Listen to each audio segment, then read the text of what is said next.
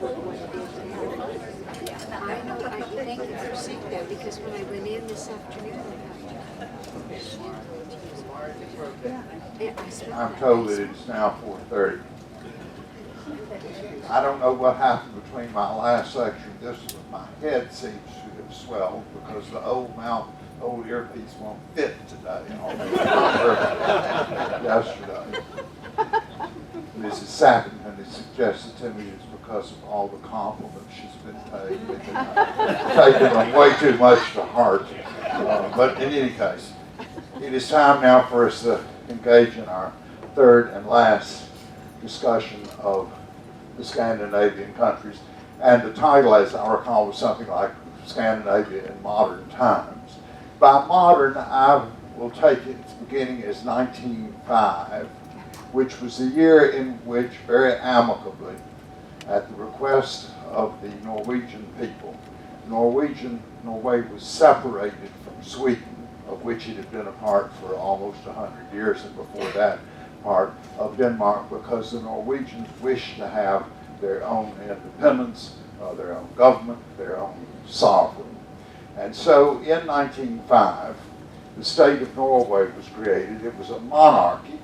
They acquired a sovereign who took the old Norwegian name Håkon the Seventh, although he was himself a brother of the King of Denmark. He was a very able and a very good man, and a very long-lived one. He reigned as the first king of Norway in modern times until his death in 1957, much adored by his people. Now, these three Scandinavian monarchies in or about 1905 were similar in ways which I have already described, and they were also united by a common feature in their destiny soon thrust upon, and that was that in the First World War, all three monarchies preserved their neutrality. And as a result, unlike France, Italy, Germany, and other states of Europe, they were not terribly scarred by the First World War, in no way damaged. Indeed, they probably profited from the war, as certainly the United States did. And so when the war was over in 1918, we have three very successful states in the North, who not only were friendly with one another, but who persevered in trying to achieve essentially the same objectives. That is to say, well-managed kingdoms with efficient governments who would reach out and try to help all of the people and not be merely states that were of advantage to the privileged. And by and large, they succeeded in doing that and were successful and much liked by their subjects, these various kings. Now, in the 1920s, after the war was over, as you probably all know, there was an insidious movement in Europe, we call it fascism, which began to emerge and coalesce around various great leaders who insisted on having dictatorial powers. The first was Benito Mussolini in Italy in 1922, and he soon was imitated by rather indifferent figures in Romania and other parts of Europe, and even attempted in Germany, unsuccessfully at first, by Adolf Hitler. But then in 1929 came the Depression, and with that a greater attraction for a new form of government which might somehow bail Europe out.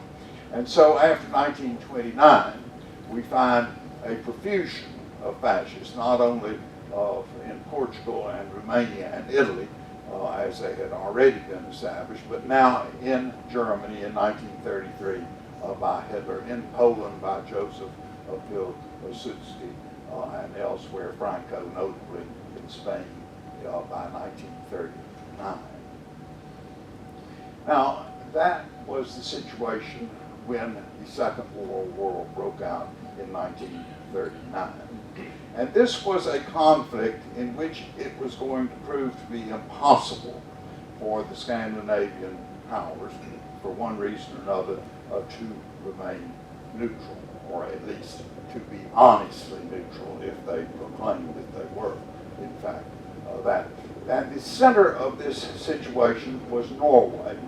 And the reason is one which you already know, and that is that Norway, uniquely among these three Scandinavian monarchies, had warm water, which meant, importantly, that the only way in which the great iron ore deposits in Sweden could be utilized by Hitler's Nazi movement was for Germany to control Norway, ship by rail the iron ore, which was mainly in northern Sweden, to the west across into Norway, and then be picked up by ships, which would bring them through warm waters down into the German coast, and then, of course, employed in the German war effort. It was critical for the Germans to have access to this Norwegian ore. Prior to 1939, 80% of the iron ore consumed by massive German industry was brought from Sweden. The other 20% from Morocco. But the Royal Navy, once the war began, controlled the Atlantic pretty successfully. So that wiped out Morocco. And it meant that the sole supply for Germany, for almost 80% of what she needed, came from Sweden. You can't fight the war without iron and steel, which they knew.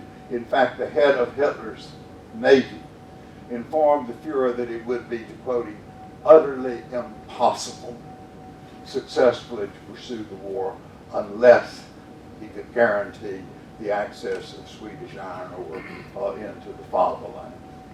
And so it was that Norway became the object of attention not only by Hitler, but also by Great Britain, determined to prevent the Nazis from seizing Norway. So the Norwegians didn't know who was going to get to them first, the British or the Germans. As it happened, both of them were preparing invasion plans. But before the English or the British could successfully invade Norway, Hitler, having offered them, to quote again, the protection of the Third Reich, which was declined, he invaded first and succeeded at some cost in seizing Norway in shipping fleet, and now having a way to get Swedish iron ore into Norway and then down to Germany. Now, it was equally important, of course, to the British to see that this did not happen. And therefore, they launched an attempt to try to arrest this Nazi invasion of Norway, but it didn't work. And the Prime Minister who was considered to be responsible for that defeat of British arms was Neville Chamberlain, the Conservative. And most of his own party now refused to have him any longer as Prime Minister. And he resigned, and he was replaced by his Conservative colleague, Winston Churchill.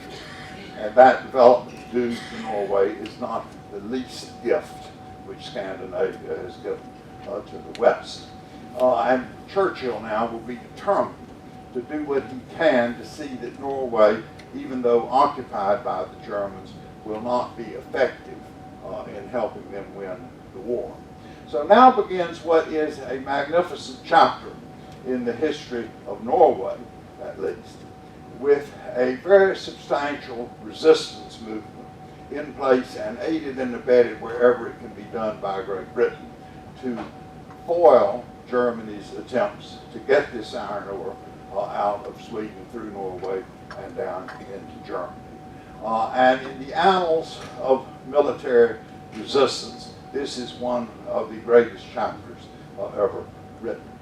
It eventually took the Germans 300,000 soldiers to keep Norway, population 5 million, under control, and to protect the coast against any attempt by Britain in the future to invade it. And this meant a sizable subtraction of troops from the Wehrmacht, the German army, when it came to the invasion of Russia, and still later to the protection of France when in 1944 we invaded. So that was a very significant role which Norway played in the war.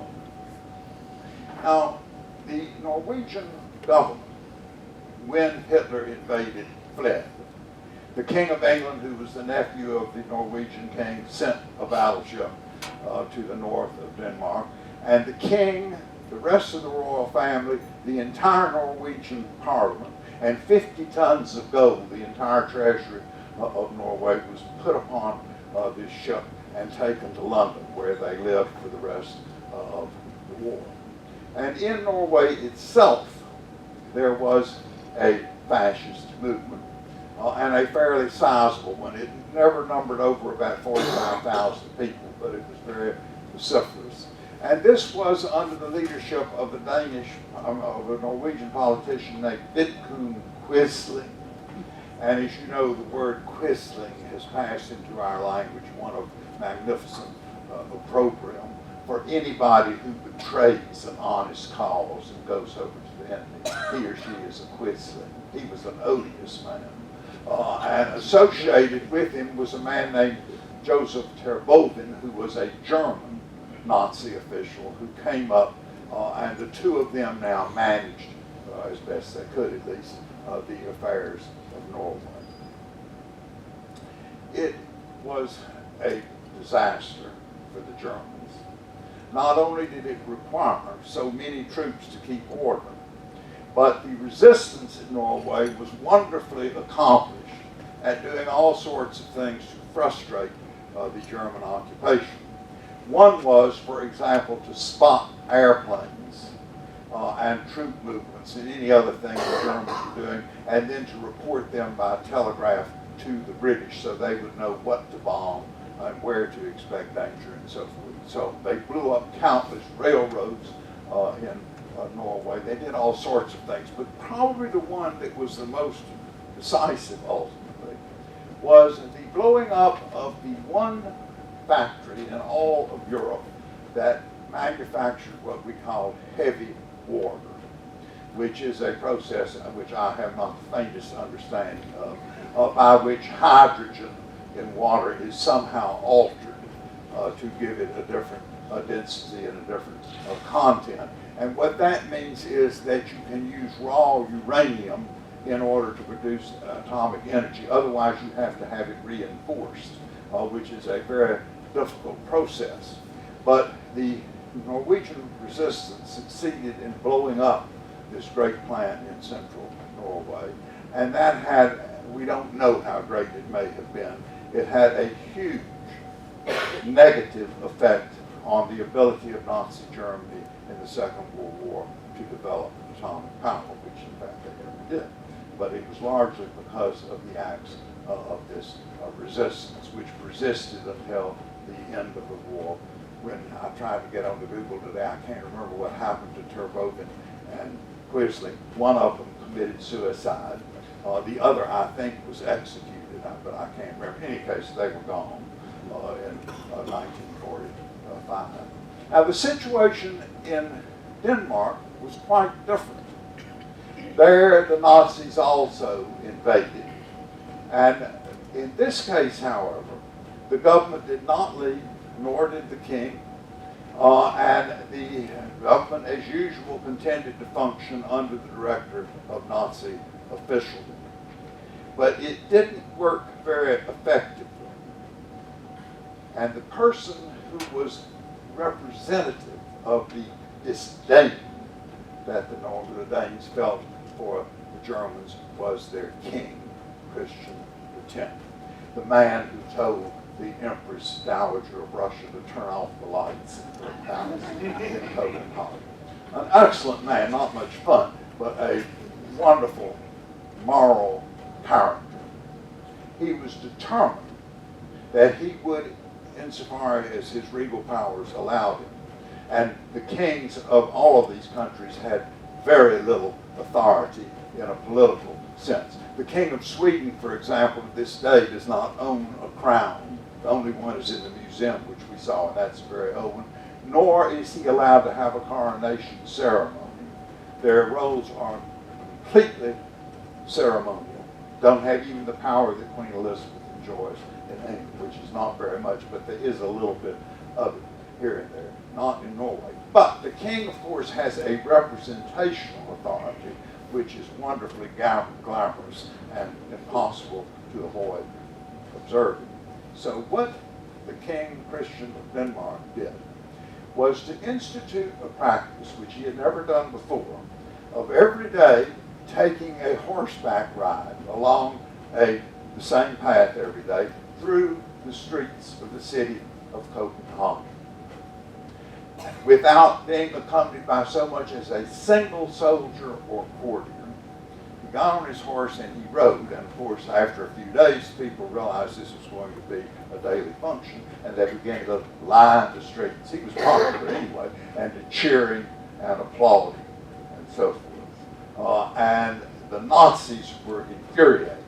But they were also amazed because they were so hated and they had to be very mindful of their security, but not the king. And so they said to him, how can you dare to ride like that unprotected through the streets of Copenhagen? Why don't you have a bodyguard? And he said, why in the world would I need a bodyguard when I have 6 million subjects who would gladly die for me? That's what the Nazis had no response to. The other one that he did, which I think is even more wonderful, the Nazis declared in 1942 that they were going to require the 6,000 Jews, or 7,000 almost, in Denmark to wear the yellow Star of David onto their clothing. And when the king heard this, he summoned Terboven to the royal palace. And he said, I want to remind you of something which I don't think you're aware of. If you issue a decree that Jews must wear the yellow star, I will remove all of my orders and decorations from my tunic that I wear, and I will bear on my chest nothing other than a yellow star. The Nazis immediately shelved the notion of doing this. And so the king becomes this very magnificent, heroic figure to him and sustained the Danes during this long period of occupation by the Germans.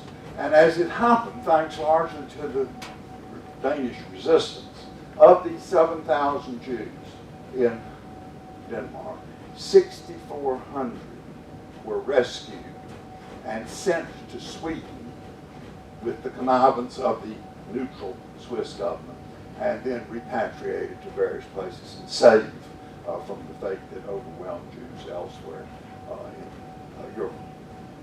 Now finally for Sweden, she is neutral, at least in official language, but she does do things to help, in this case, Jews. But she also allowed the Germans, who threatened them with invasion if she didn't, to let them bring German railroads into Sweden to transport German troops into Norway, where so many were needed to keep order. And also to allow Swedish railroads to take train loads of iron ore into Norway, where they could be employed in the German war effort. So that while technically Sweden is neutral, it plays both sides of the fence. This infuriated a number of Allied leaders, and Winston Churchill in particular loathed the Swedes for their behavior, declaring they were morally bankrupt in that they were playing footsie with the Nazis. But that's not, it's true that they did, but it's also true, and Churchill realized at least some of it, that they were doing what they could behind the scenes to help get Jews and others out of the country. And what we have discovered fairly recently is, which no one knew, it was in 1980 when it first came to the surface, that the Swedish government allowed Norwegian resistance commandos to be trained in Sweden and then slipped across the border into Norway.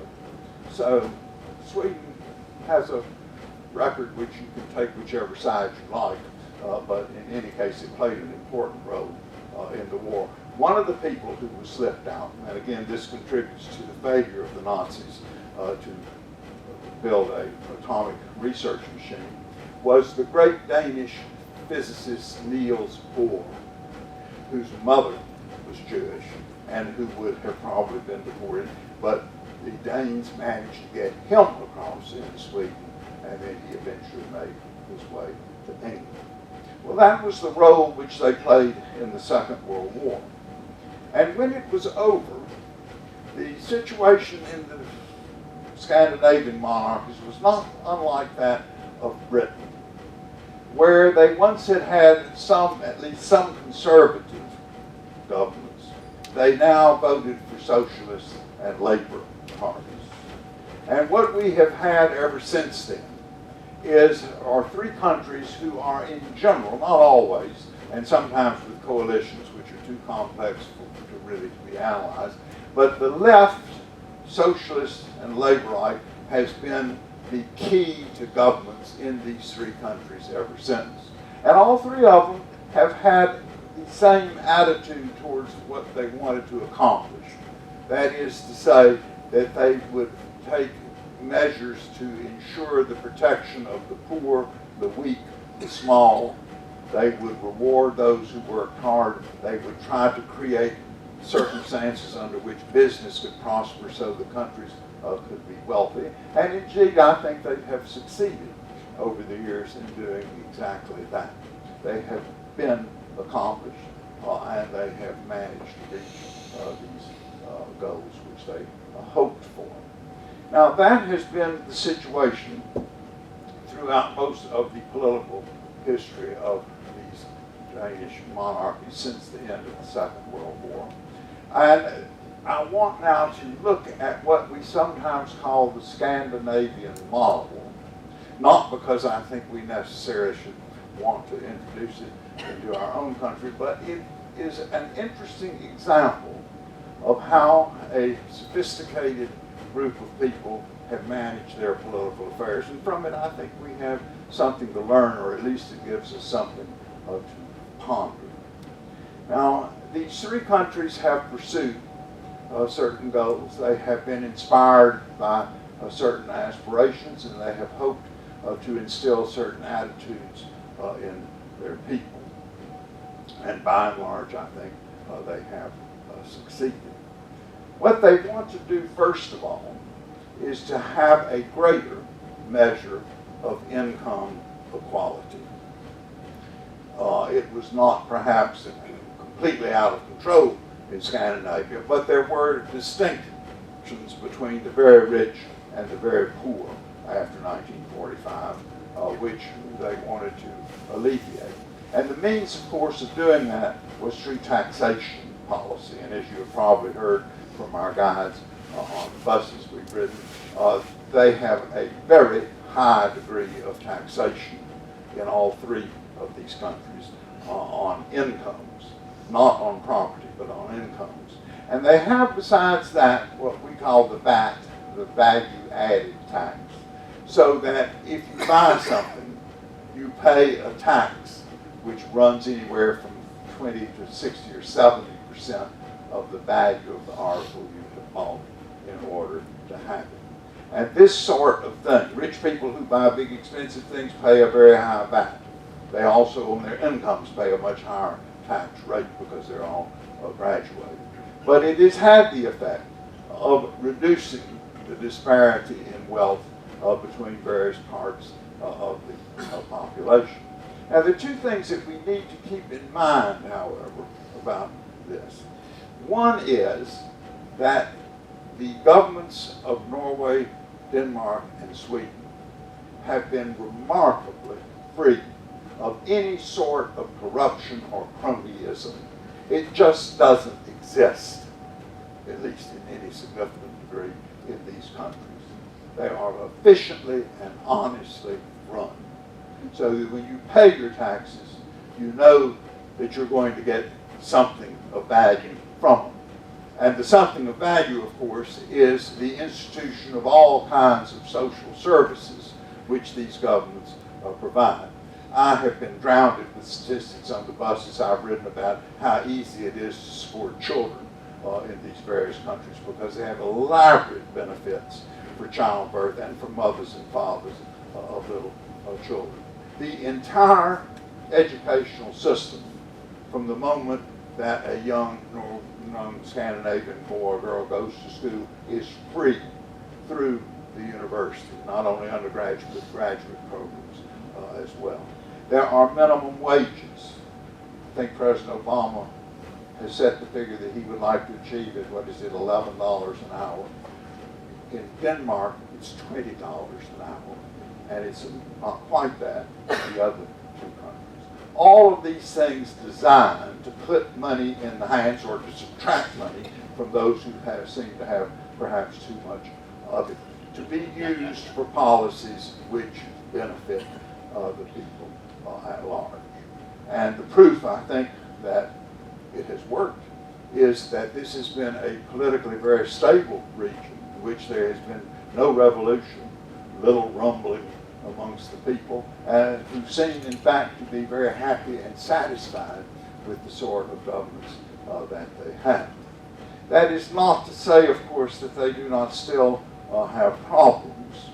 And the one that they face today, which we're all familiar with, for which no solution has been derived, is that of the immigration into these three countries of people, either political refugees or merely those hopeful of a better economic life, who have poured into Scandinavia. Sweden has the highest immigration of any country in Europe proportionate to its population. And she is ahead of, but not greatly in that respect, of Norway, and ahead still a little more of Denmark. Now, Sweden, of course, and Norway are physically large countries. They have room for them. Denmark is not. It has a very high saturation of population. And as I think I mentioned in an earlier lecture, jobs there tend to be more technical and requiring skills, which immigrants and political refugees and others do not have. But they have come in great numbers into all of these countries. And we also should remember, and you may recollect, the Swedes and the Norwegians and the Danish have in their history for centuries welcomed foreigners. Gustavus Adolphus of Sweden, that great king, was very eager to have them, particularly if they could bring money or skills, even though they diluted perhaps the Nordic purity of the population. So what they are doing here today is to fulfill what has been a historic tradition. And they have allowed vast numbers of Syrians and others to come into the country. But as you know, it has not been entirely successful. And the way in which it has been attempted in these three countries is not always alike. The Swedes, for example, with the huge numbers coming in, allow them to come in and let them live where they want to live in Sweden. And where do they want to live? Well, for obvious reasons, a poor immigrant, say from Syria, wants to go and live in a place in Sweden where he can find other Syrians, probably some of whom were his relatives. And so what you have in Sweden is a kind of ghettoization of immigrants. They tend to live in certain areas of Sweden to which they are free to move because they find their brothers and sisters and relatives and so forth there. And they don't consequently tend to mix with the Swedish population at large nearly as much as they would have had these ghettos not been established. The Danes and the Norwegians do it differently. They prescribe, once you are admitted, where you are to live, and they deliberately scatter the immigrant population about in their countries exactly to avoid this kind of ghettoization.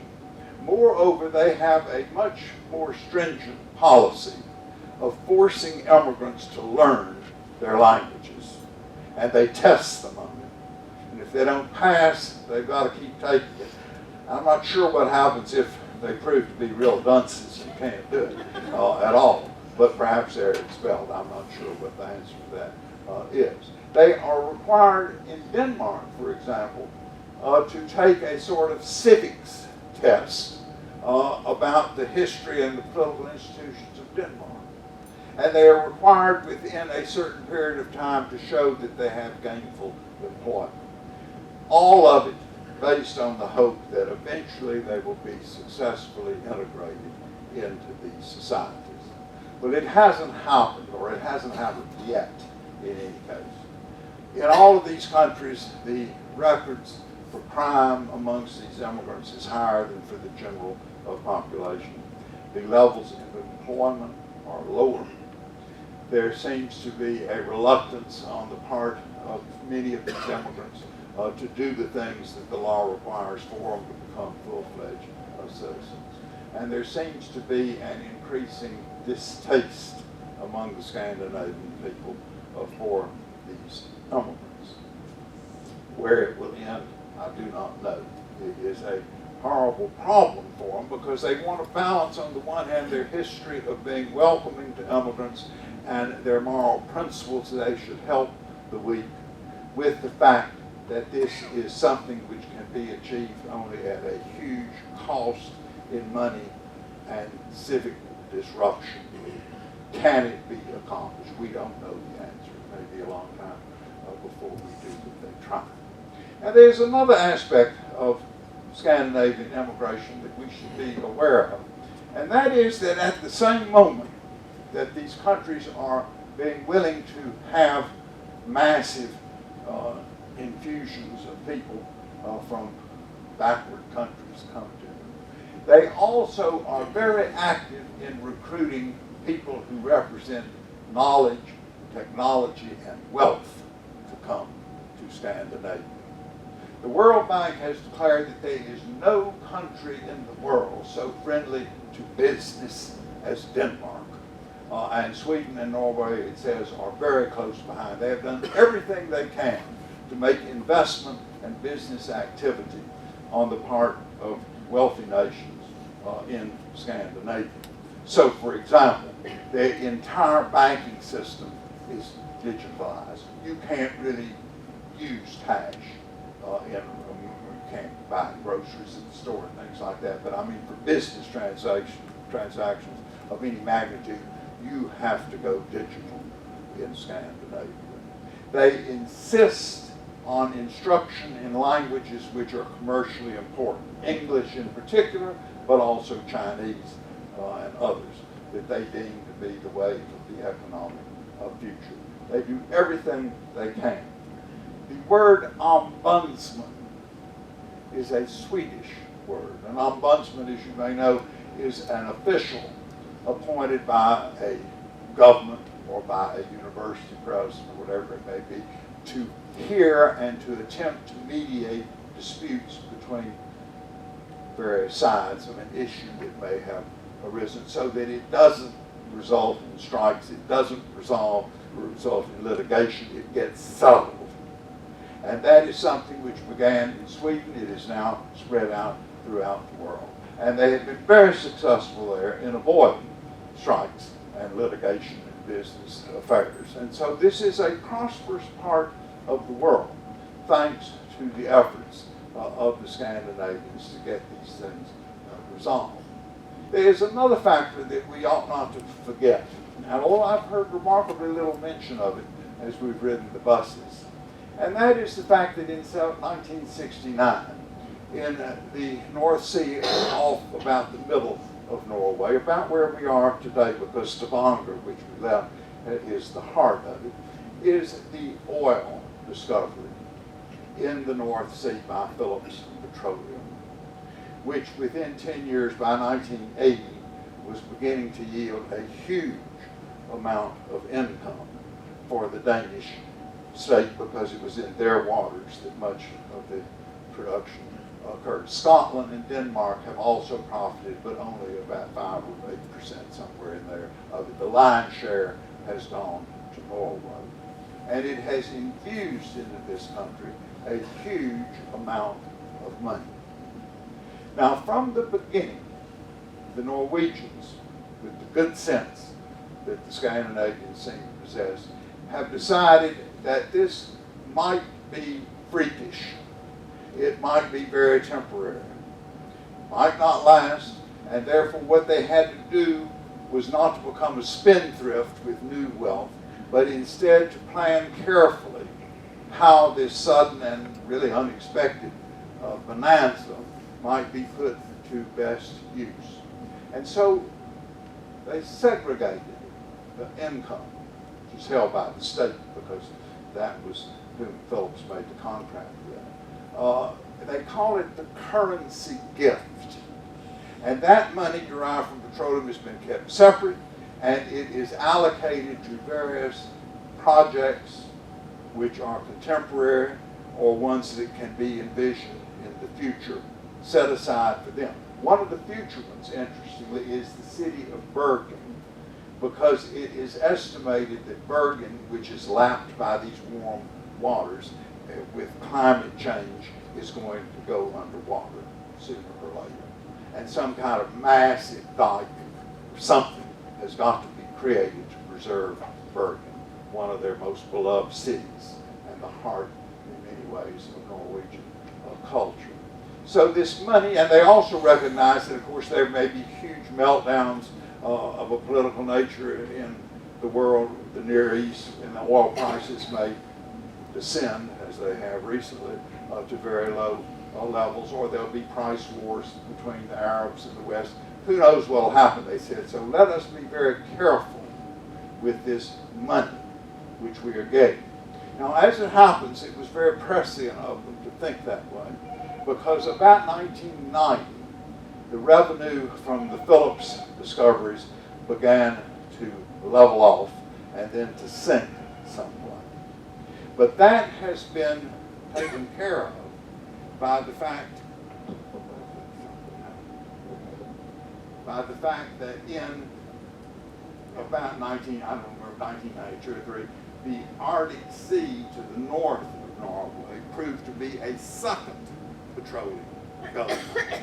And so this great flow of money has continued to come in to Norway, which has made it possible for them to achieve a great deal.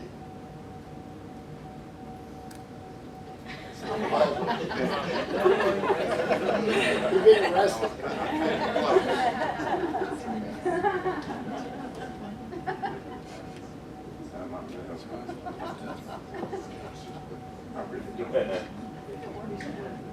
Okay. I really am almost finished. Oh, that was good. Thank you. Thank you. Typical product of Scandinavian education. So it seems to me, in conclusion, that this beautiful part of the world in which we have been traveling has something to teach us. One, that it has a splendid and important history behind it. Secondly, that it is a part of the world which is notable for attempting to devise a means of creating fair and responsible and honest government. One that will take care of the needs of people who cannot always take care of themselves. And people from way outside of Scandinavia who have elected to come there. They have not been totally successful, but they have tried very hard. I should also note, because I realize I've forgotten it, is that the Swedes and the Norwegians and the Danes have a very high record of participation in politics. They would be embarrassed to have the figures that we produce in the United States of those who can vote, who do vote. They get very close to the 70th percentile of participation when they have an election. And women seem to be particularly eager to cast a vote.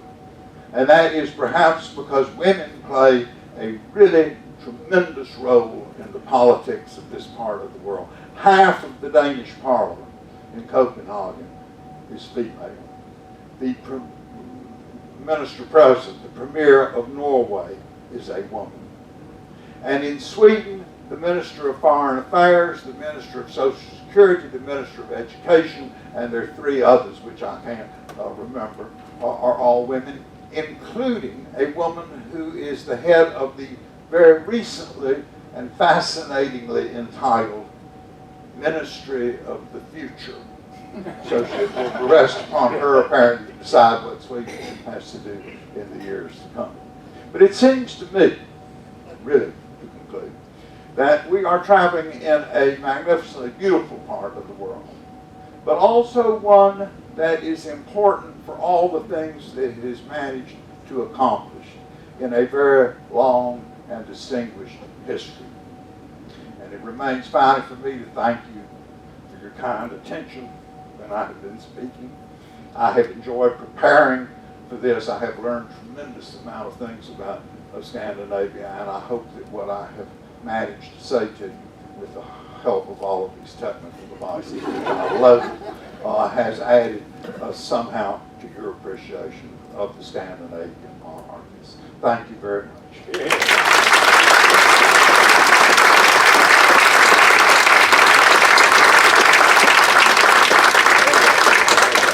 I will be glad to have a question that I'll attempt to answer. I'm not sure I can. Yeah.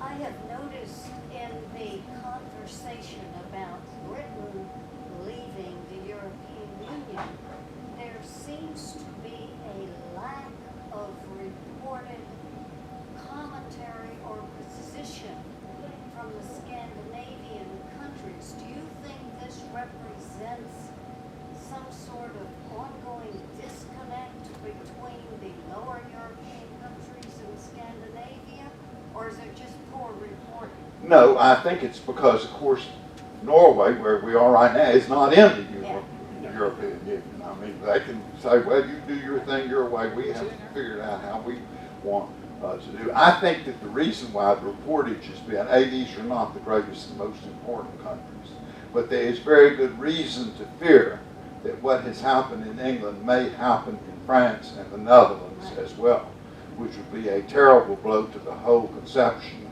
of a European Union. And all the things that I've seen in the last few days have been on what's going to happen as a result of the Brexit vote in France with Marine Le Pen, whose right-wing party wants to take France out of existence, it seems to me, not only out of Europe.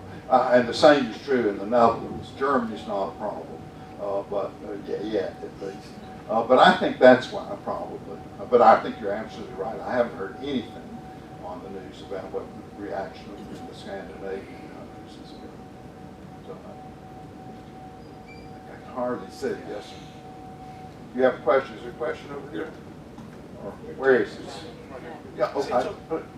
You mentioned, several people have mentioned a limited amount of litigation. Have they in fact killed all the lawyers first? Or why is there more civility here than in our legal system? I speak as a person who in my weight review spent a semester at the law school at the University of Texas. Never had a more miserable experience. I knew almost instantly that was not what I wanted to do with my life. No, I mean, it hasn't done that, but what it has meant is that there is an avenue that you can pursue through the ombudsman system before, like mediation in America. I mean, something that wasn't probably known 30 years or 20 years ago, I don't know.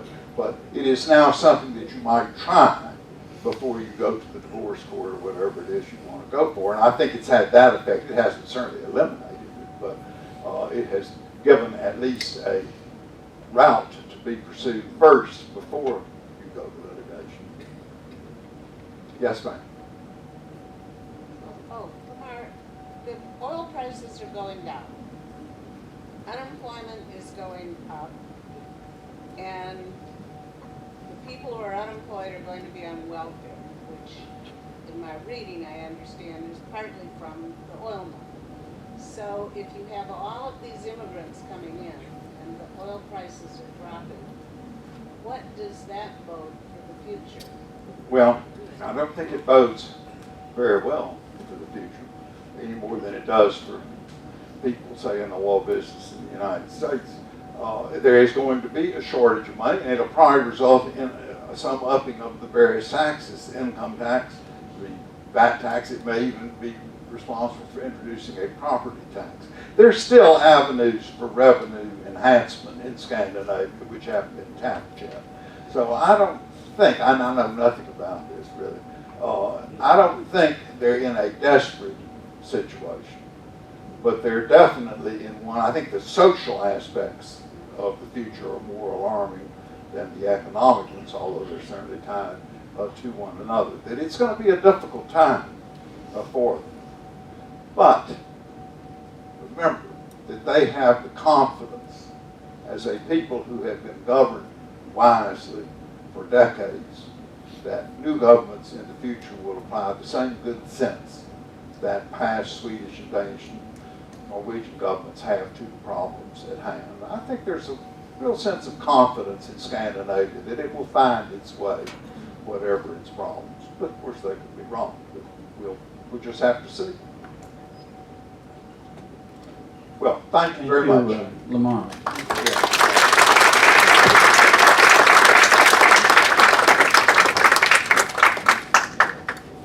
Well, you can see how well Lamar has represented the university and, of course, the travel program over many years. And I share certainly your heartfelt appreciation for all that he has done for us and will continue to do throughout the rest of our itinerary, because, as many of you know, we hire faculty not merely as lecturers, but also as enlightened conversationalists. And I can't imagine anyone more enlightened than Lamar.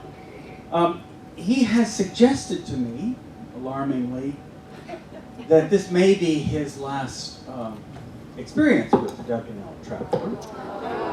Yes. But I'm hoping that the beauty of this itinerary, the success of his presentations, and the fellowship of this group will dissuade him from that notion. Perhaps a few other things that I have in front of me will also encourage him to continue to look at our brochure. You all received last night this little document. This is our next experience on Ponant. There's some